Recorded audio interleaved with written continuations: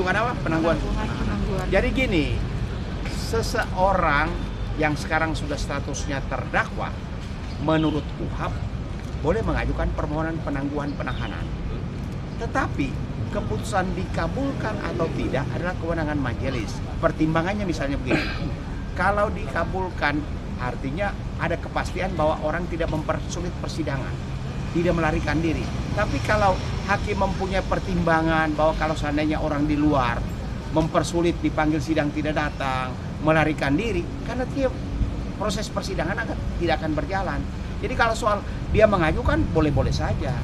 Tetapi saya pastikan sejak penyidikan sampai putusan Mahkamah Agung itu seseorang mulai dari tersangka sampai terdakwa itu ditahan 360 hari.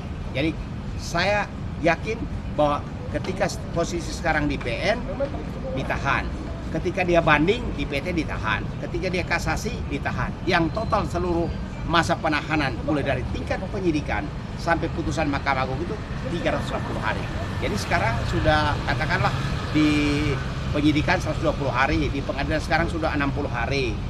Nah, katakanlah diputus oleh PN, dalam putusan hakim menyatakan bahwa terdakwa tetap berada tahanan. Kalau dia banding, di PT juga akan mengeluarkan surat penetapan penahanan sampai kalau dia kasasi.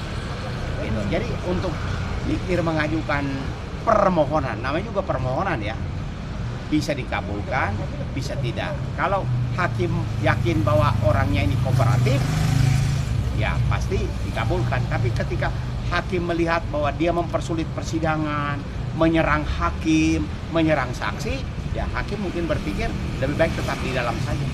Bang, tadi aku membaca langkah hukuman dia dari bulan ke bulan tentang hal pengadilan berjalan. Kalau dia waktunya masa penahanan itu sudah bisa bebas? Oh enggak, begini. Jangan salah, kalau seseorang ditahan mulai dari penyidikan sampai Mahkamah Agung, jadi dalam putusan misalnya di PN, dia dinyatakan bersalah dan kemudian hakim menyatakan masa penahanan yang telah dijalani itu akan dikurangi.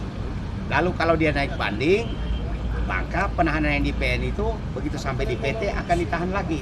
Kalau putusan PT menguatkan putusan PN, katakanlah salah satu pihak, entah jaksa atau terdakwa kasasi, kan tetap ditahan sampai Mahkamah Agung.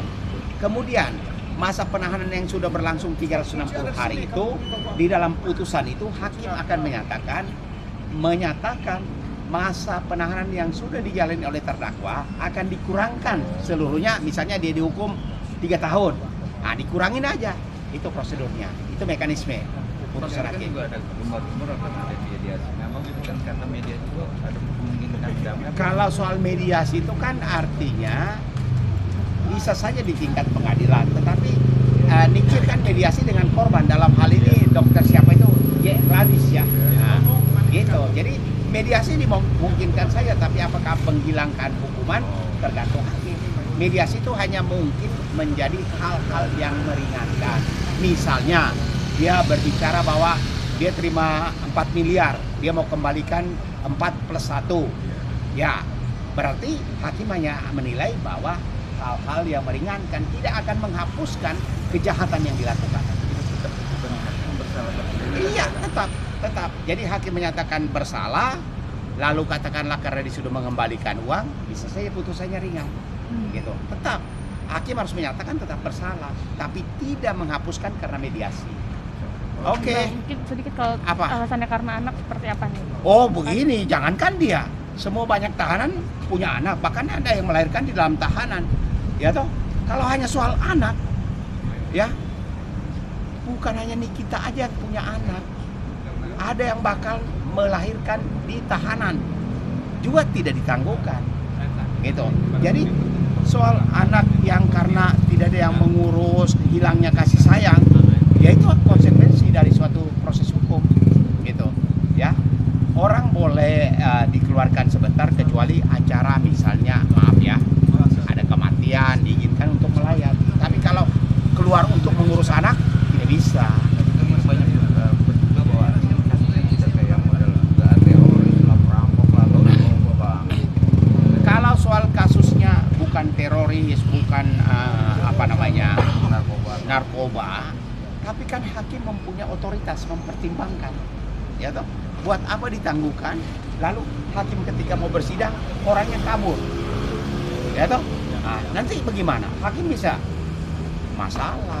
Kalau ada penjaminnya, kalau ada penjaminnya harus dipahami, bukan berarti penjaminnya akan mengganti posisi dia untuk disidangkan. Dia hanya mengatakan saya jamin, tapi orangnya kabur. Contoh, banyak pengacara menjamin kliennya akan kooperatif. Ternyata kliennya kabur. Memang pengacara bisa jadi gantinya. Nah, begitu.